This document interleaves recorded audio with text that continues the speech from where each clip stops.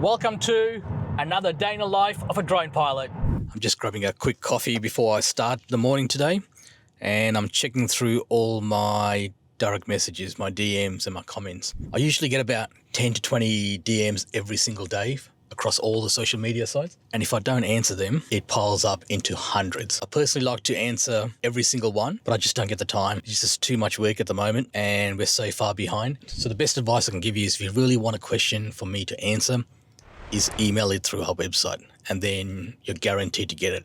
A lot of these comments and DMs actually go into our spam folder. I don't know why, but we only seem to get like verified users and users with high accounts and followers.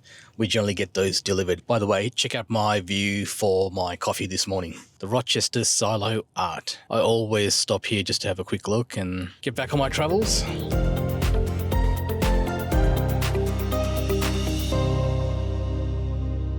So a question I always get is about working in the car, because I drive a Tesla. So if you know Teslas, they've got internet, they've got Netflix, YouTube, Spotify, everything is going in there. I also have my own internet in the car, a router here, which is a secure router, and that is through a company called GLI Net. None of this is sponsored, but that's how I get VPN access.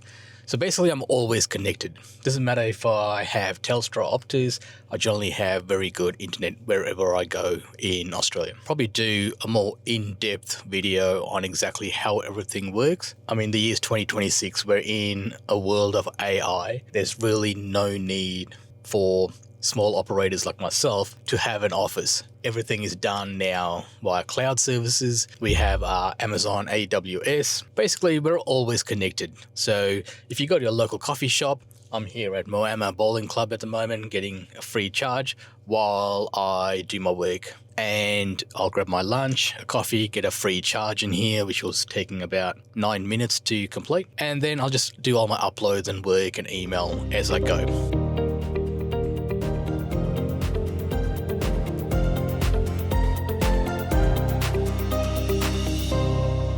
Okay, this question is from Sarah.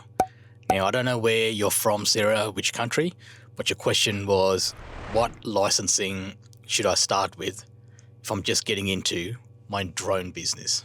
Good question. Okay, so I can only comment on CASA because I'm in Australia. And if you were first starting out as a drone pilot and thinking about starting a drone business, I would start with the accreditation, which is basically a free sort of a license. You do an online course, I believe. Everything's online. It's very quick. You answer some questions and they give you an accreditation to fly your drone. You can use that to work as a commercial drone pilot. When you have that accreditation, it gets you into the drone business. You can do it legally. I believe it's under 2 kilos or something like that. You can fly. You can see if you get any jobs, maybe real estate, videography, and just test the market and see if this is something you want to get into in the future. When I went for my license, I don't think they had accreditation. I think they may have had something like an excluded category or something similar. So I just went straight to REPL, and then I made that into a company business with a REOC. Now you'll find when you have your accreditation, you will get some drone jobs, so you can test the market. Unfortunately, a lot of the bigger companies, especially the companies like we work with, construction, mining, agriculture, bigger real estate development companies, they will always ask for your REPL and your public liability insurance, which needs to be at least $20 million. Now, don't quote me on this. I'm not 100% sure, but I believe you still can get insurance with your accreditation. It's just a lot more expensive. So you might want to go down that path and have a look and see the cost, test the market, get your accreditation. If you get a lot of jobs, then yes, turn that into an REPL, and then even go further, maybe a REOC, a REOC.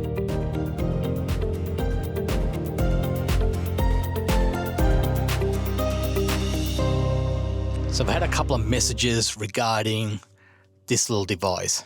Sometimes I wear it, sometimes it's in the car, sometimes you'll see it on the field. Basically what that is called Meshcore, or Meshtastic. I use Meshcore. It's a private messaging system. You don't need cell towers, you don't need Telstra, Optus or phone lines. You can send like SMS messages or telemetrics over a very long distance. So I'm here in Moama, Echuca, and I could send a message all the way to Melbourne encrypted. So we use that to communicate with other drone pilots in the area when we work in remote locations. It also sends my location once in a while.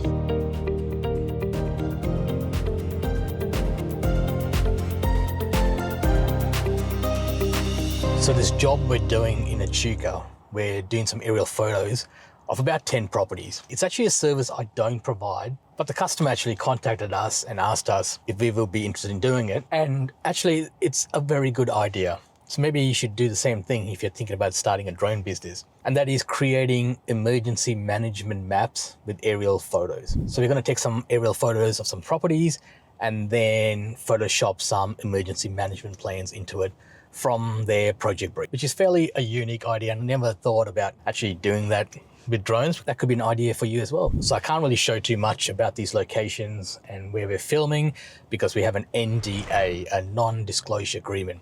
And you'll have to get used to that if you are in the drone business. A lot of the companies will basically ask you to sign it. We also have our own NDA, which means you're limited on what you can show, what you can post online, and what you can write about.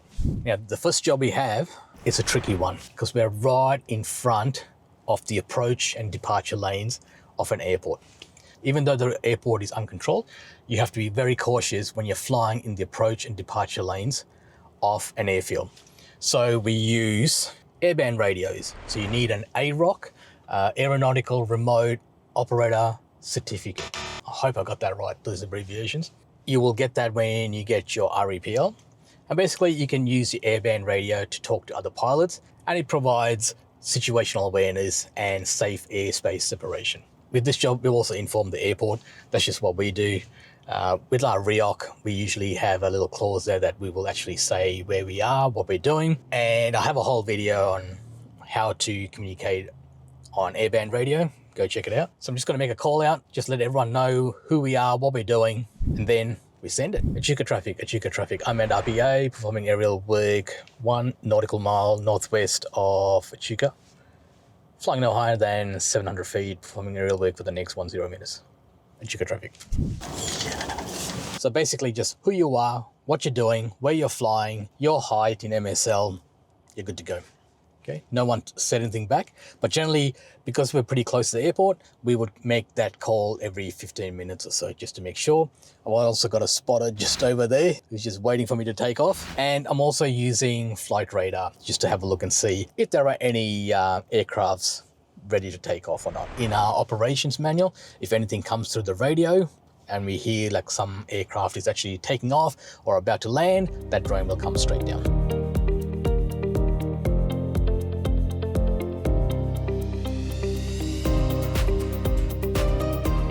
We've just got into our accommodation and it's stunning.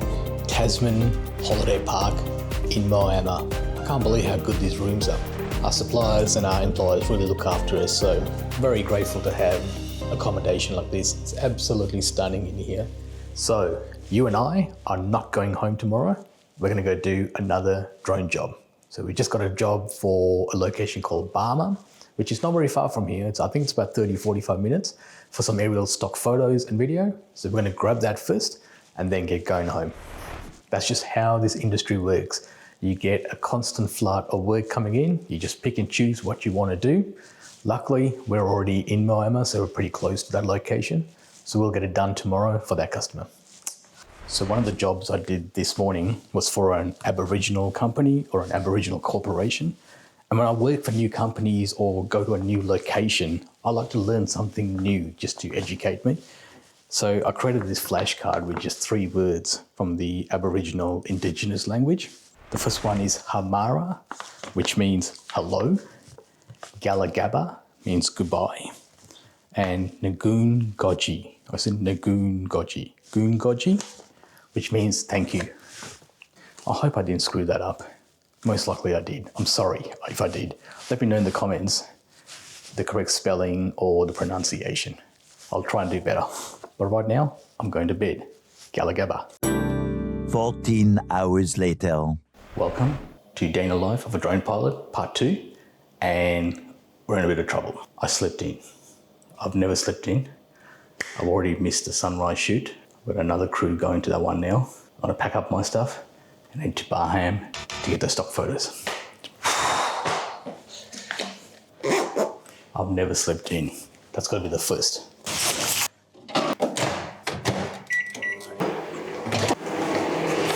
Damn it, Tasman Parks in Moama, your beds are way too comfy. That's why I slept in. But now, I've got to catch up.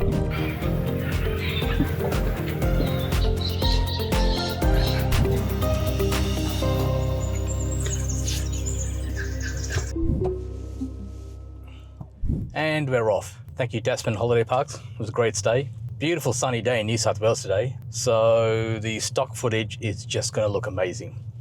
So we're heading to Barma, grab some stock aerial photos and video for our customer, and then I'll answer some of your drone questions. There are so many kangaroos here.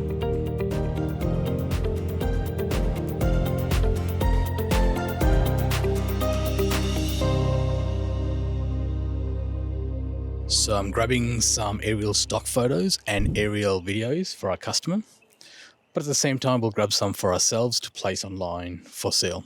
If you're starting a drone business, that's also a great way to earn some revenue, is by using stock photos. Now you can upload to the free sites like we do to Adobe Stock, Shutterstock and Pond5, but you will find you will need to upload at least a good 1,000 photos. And even then, you'll only make a few dollars a day because there's quite a lot of commissions and you only earn a proportion of that sale. A better option is to host the photos and videos on your own cloud server or your own website. And then you can license it yourself and put your own price on it, which is what we do.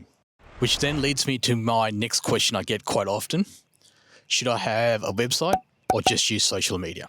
The answer to that question is always your own website. You see, if you put it on social media, then the social media teams are actually controlling that content. The algorithm changes. A lot of people don't even realize it, but they get shadow banned.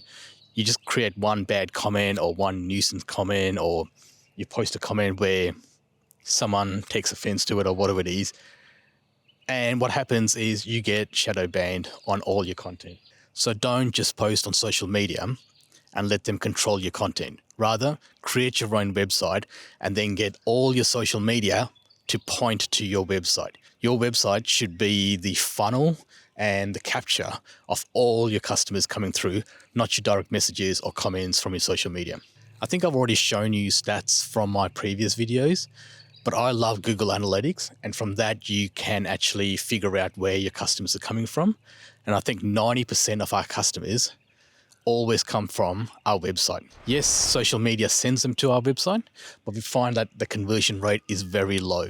And in terms of social media content, converting it into a sale, we generate about 10% of our traffic. And even then, those jobs are low value for us, meaning they're just generally like a couple of real estate jobs, a couple of aerial video jobs and things like that.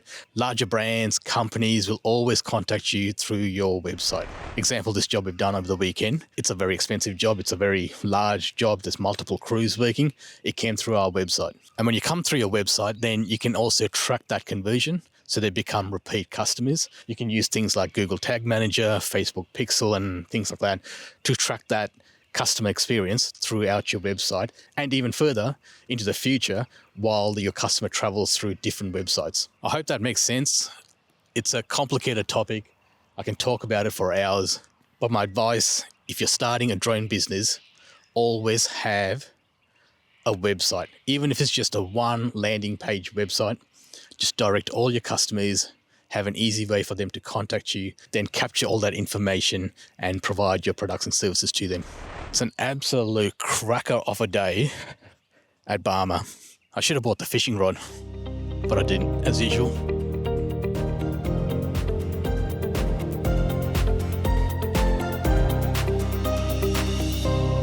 If you're starting a drone business, I highly recommend you read a book called Steal Like an Artist by Austin Kleon.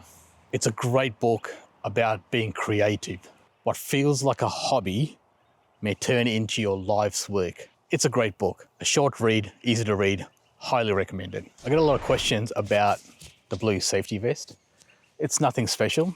Sourced a whole heap from AliExpress, which is very cheap, and then you just customize it. When I first started flying drones, they were called UAV, unmanned aerial vehicle, but now in Australia we call them as RPA, remotely piloted aircraft. And then I also get a lot of questions about these ID cards with the little QR code. So if any employer or employee wants to query what we're doing on their land, bystanders, whatever it is, all they have to do is just scan our QR code, and the QR code will lead to our website where all the pilot details will be listed. Their contact details, their approvals, even exactly where they're flying. So for example, if you were to scan that, it'll say that this job is in Barma and we're in this area here.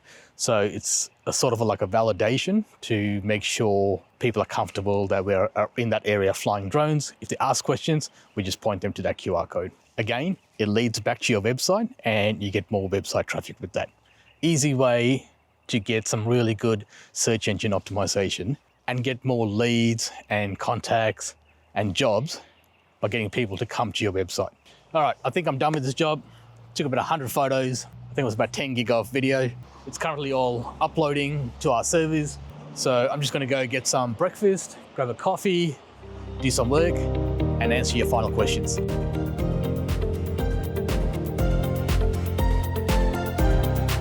I got a question about our phone number. It's a weird one because it's like a normal phone number, but it doesn't belong to Telstra Optus. I think the right terminology is SIP or trunking number. That number is connected to the internet. People can send messages, calls, video, SMS, WhatsApp, basically anything you can think of, it all connects to that one phone number. And that phone number then sends it to our servers where we have a local AI agent working on it, and it sorts it through the messages, all the spam and all the garbage, and then puts it into our buckets. So this sort of thing I learned myself and deployed it to our servers. I don't think there's anything like teaching you how to do that. So if you want to know how to do that, let me know. The cost is ridiculously cheap because it's like a trunking number. You're paying like 1 to 2 cents a phone call. And then even SMS messages are like 3 to 4 cents. But it's not just a phone number. We can send like, for example, GPS locations, satellite communications, our EPIRBs.